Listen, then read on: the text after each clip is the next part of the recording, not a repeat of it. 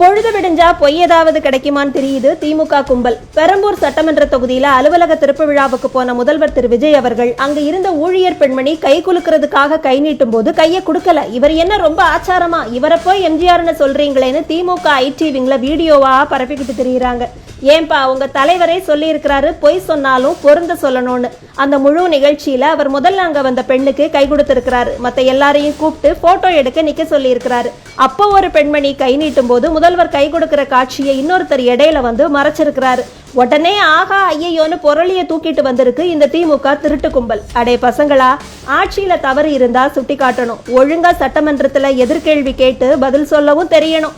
அதை விட்டு இப்படி சின்ன பிள்ளைத்தனமா எடிட் பண்ணி வெட்டி ஒட்டிக்கிட்டு வீடியோ போட்டு தெரிஞ்சா ஜென்சி திமுக மட்டும் இல்ல, ஆல்பா பீட்டா காமான்னு யாரு வந்தாலும் இந்த திமுகவை காப்பாற்றவே முடியாதுன்னு நடுநிலையாளர்கள் கருத்து சொல்லியிருக்காங்க.